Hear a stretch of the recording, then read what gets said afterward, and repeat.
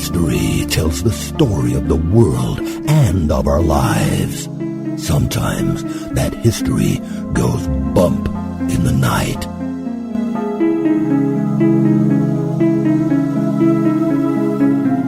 Broadcasting from the center of oddity and the supernatural in Central Florida, it's the History Goes Bump podcast.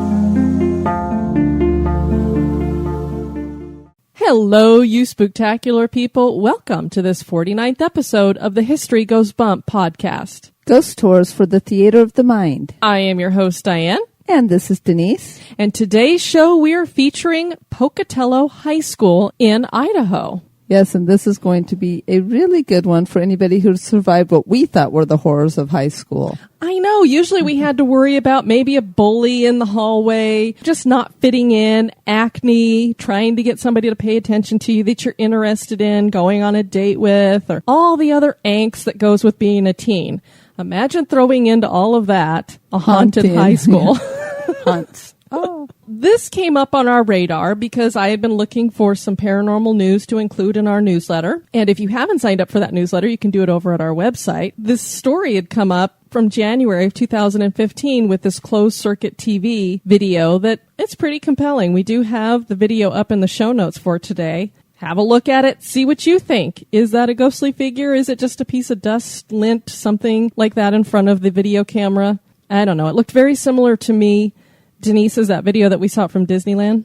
Exactly. And supposedly the security camera images can't be altered. So I don't know how true that is. But And speaking of Disneyland or Disney, you know, we're big fans here. We actually got to go and hang out last evening with some teachers from Ed Camp Magic. And this is a group that incorporates some of the Disney teachings, philosophy, innovations in the classroom. Which is very, very cool, seeing how so many of the classrooms have just gotten to be kind of a laissez-faire, same old, and just some of their ideas and things they did were absolutely phenomenal. Well, one of the teachers, her name is Shauna, and she was sitting next to me, and she's from Canada, and I told her, after listening to the cool stuff she does in her classroom, I wish you had been my teacher. I would have loved school then.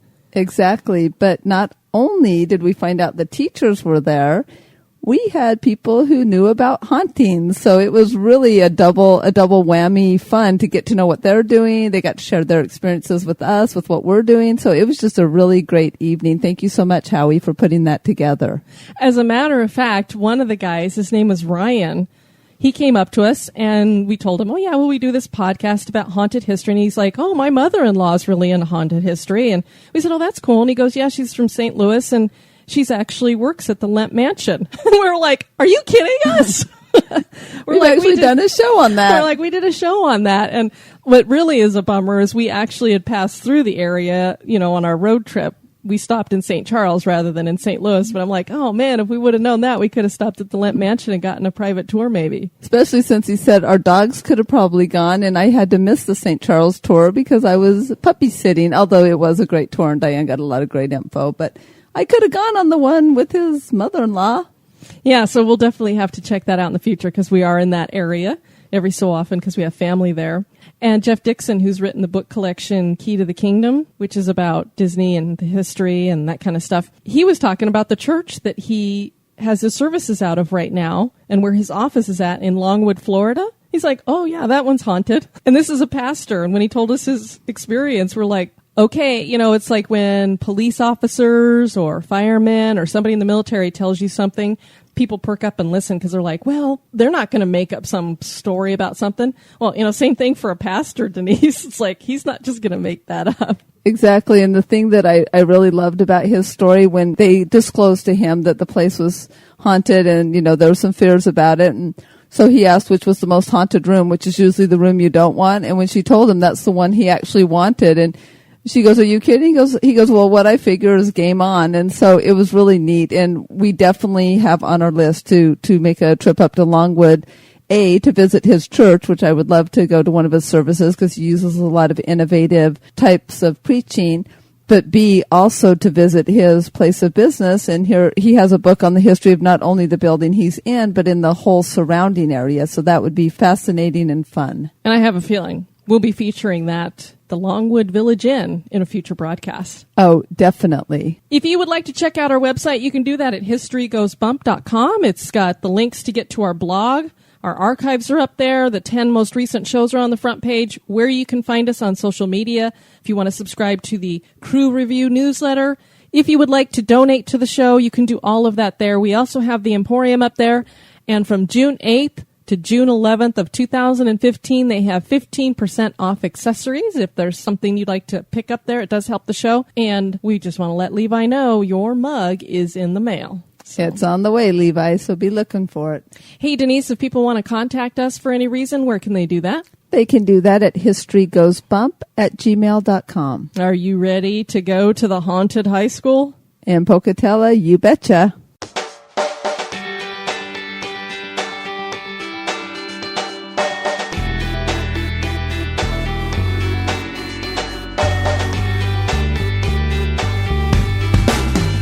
If you would like to support the show, please visit our Patreon page at patreon.com/History Goes Bump. Or perhaps you just want to make a one-time donation.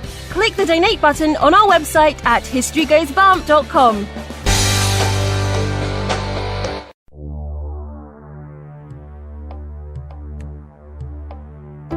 Welcome to this moment in Oddity history. The Sunday Capitol printed a story in 1885 detailing some letters written by a dead man after he died as follows, quote, "A very remarkable case has come to my attention through a friend in the pension office, which furnishes incidents for a novel as powerful as any Dumas or Eugene Sue ever used. In 1864, a lieutenant from an Ohio village was killed in one of the battles in Virginia, and his body was sent home, buried with military honors, and a handsome monument erected over it by the citizens of the place. Thousands of people paid their tributes of honor to the young hero and looked upon his face as the body lay in the town hall.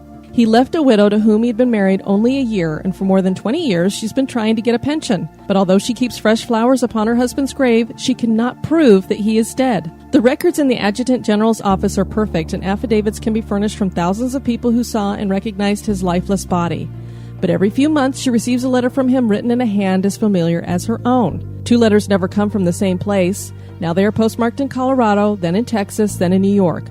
Once she got a note from him dated at Washington. He appears to know what is going on at home and always alludes to local occurrences with a familiarity that is amazing. He sends messages to old friends and gives her advice about business matters which it seems impossible for a stranger to know. She cannot answer these ghostly missives because he never gives any clue to his whereabouts, and no detective has ever been able to find him. Her friends believe that the writer is some crank or malicious person who takes this way to annoy her, and the distress the poor woman suffers cannot be measured by any other human experience. Long ago she ceased to open envelopes which came with a familiar address but sends them sealed to her attorney, who uses every possible means to secure a clue to the identity of the writer. The only circumstances to suggest that it may possibly be her husband are the penmanship and the familiarity the writer shows with the lady's private life, but how he could keep himself posted is another mystery, which cannot be solved. Several times the writer has intimated that he might soon pay her a visit, but the next letter always contains an apology for not having done so. The woman has suffered agony of mind beyond description, and her life has been ruined by this horrible mystery. But of late she's become more resigned and would neither be surprised or disappointed if her husband should someday walk into her door."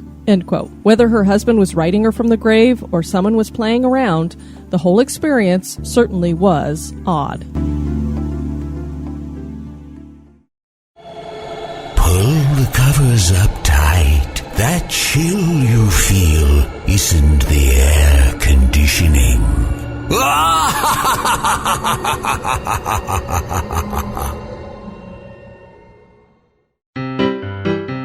This day in history.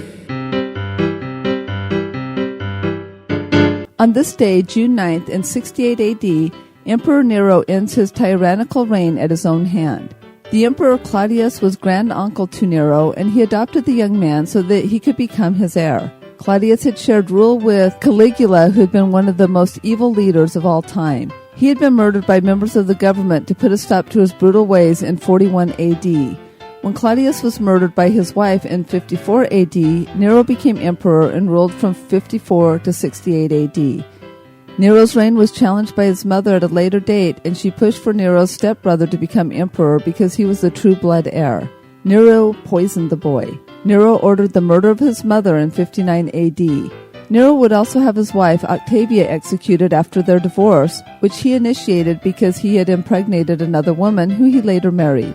That woman was kicked to death by Nero when she was pregnant with their second child. Nero drove the empire into debt with his lavish building, but many of the people loved him. In 64 AD, Rome burned, and it is believed that Nero had the fire started. The saying that Nero fiddled while Rome burned developed during this time. Restoration challenged the treasury even more. Nero blamed Christians for the fire and had them executed. Nero began to take power away from the Senate, despite promising them that he was pushing for a republican government. In 65 AD, the Senate realized that they had no power, and they began plotting the Pisonian conspiracy. This conspiracy consisted of a plan by Gaius Calpurnius Piso to have Nero assassinated with the support of the Senate and then become emperor. It failed, and those involved were executed or forced to commit suicide. The Senate called for Nero to appear before them and were preparing a way to have Nero's life preserved after a rebellion arose among governors. Nero had been abandoned before this by everyone, including his guard, so he thought that the Senate was going to torture him to death. He decided to commit suicide, but he chickened out and begged his private secretary to help kill him, which he did.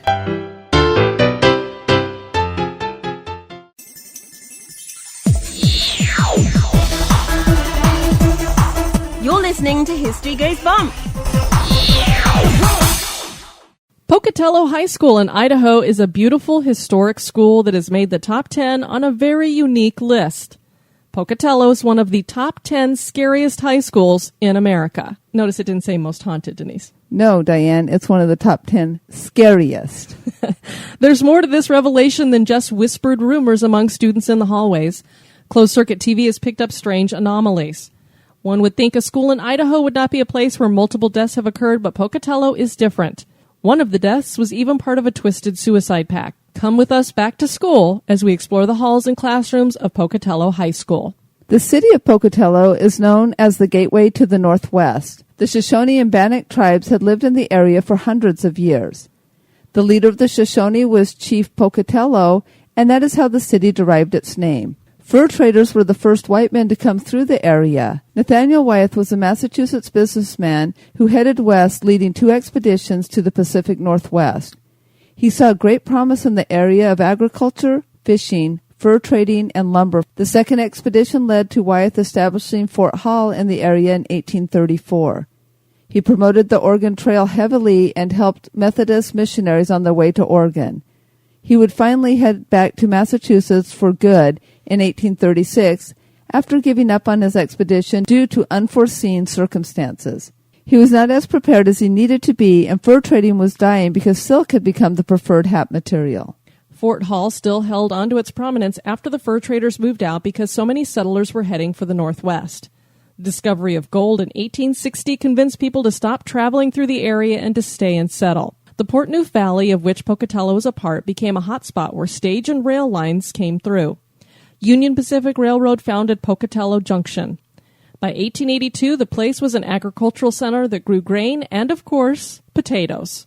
In 1889, the town of Pocatello was founded. Many of the historic buildings from Pocatello's earliest days still exist today. One of those buildings is Pocatello High School. The school was built in 1892 and named West Side School. The building featured a belfry, gables, and arched windows. All grades attended classes in the same school. The school was a matter of pride for the city, and because of this, 2 presidents spoke at the school. Those presidents were Theodore Roosevelt in 1902 and William Howard Taft in 1908. The school thrived until 1914, when a fire broke out. A boiler had apparently started the fire. Students and teachers rushed to save what they could, and the fire department arrived on horse-drawn carriages. It was no use. The school was completely destroyed, burned to the ground.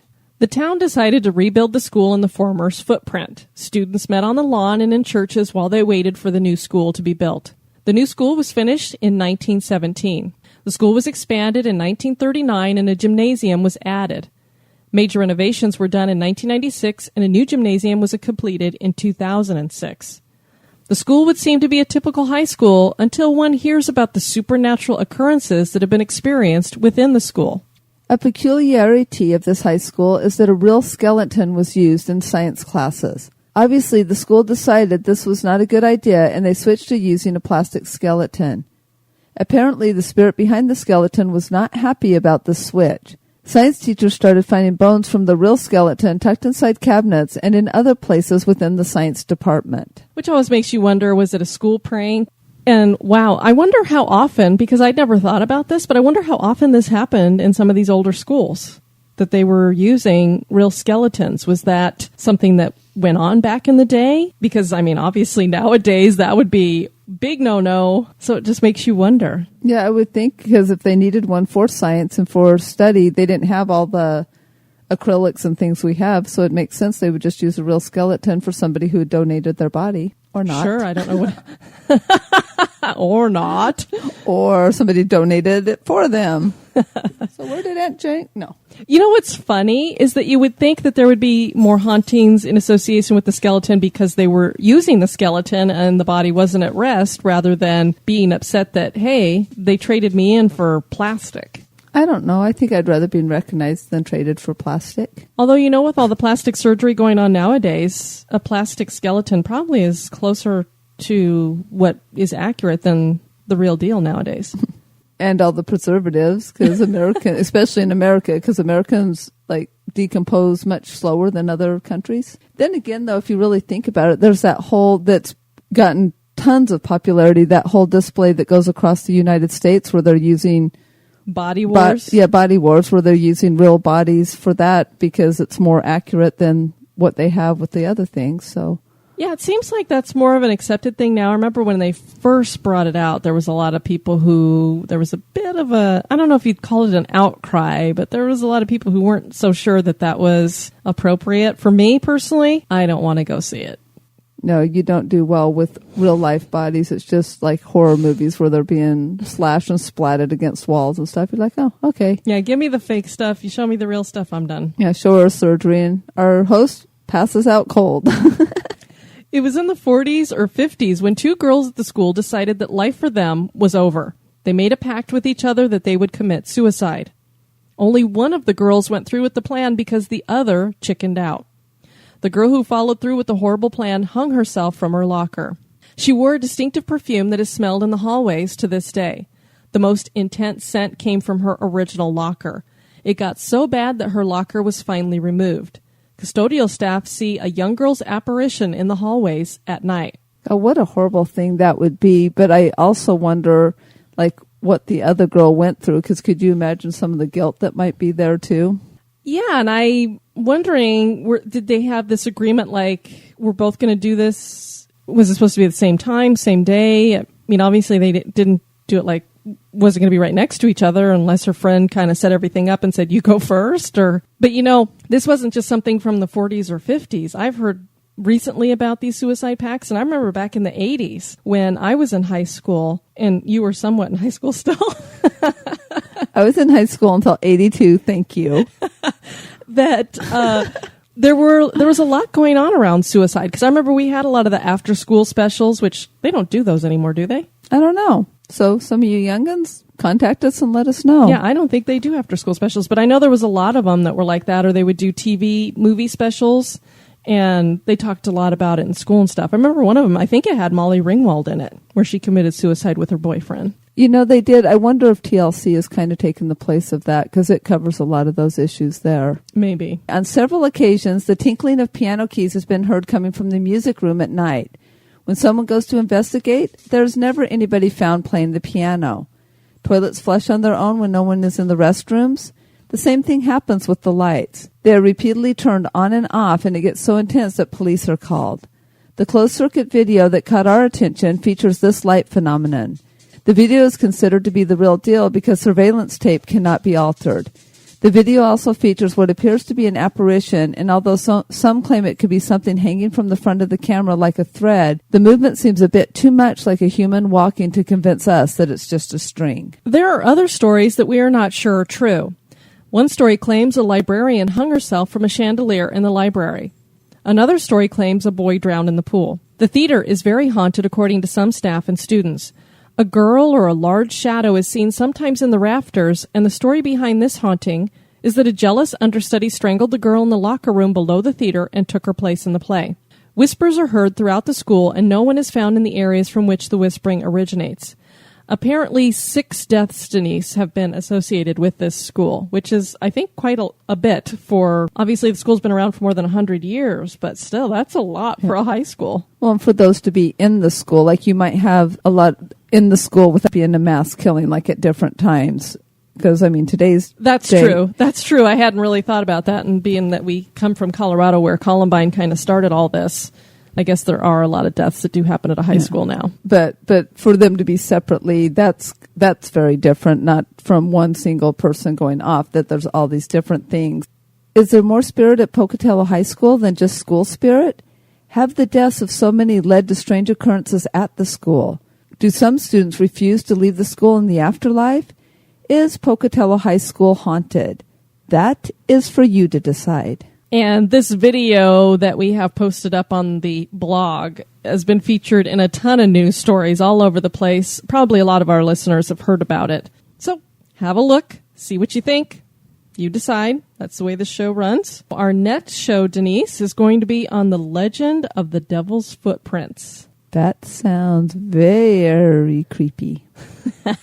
I thought we haven't done a legend show in a while, so maybe we should pop into another urban legend. So that's the one we're going to feature on the next show. Called Urban Legend and Devil. We're really going to creep those ones out. They're like, oh, I didn't like your this show. I didn't like your that show. All the ones who creep out with urban legends. It's like, oh, so we'll just decide to throw Satan into it. Hey, we try to have something for everyone. Exactly.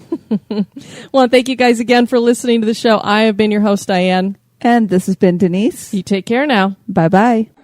Check out the website at historygoesbump.com.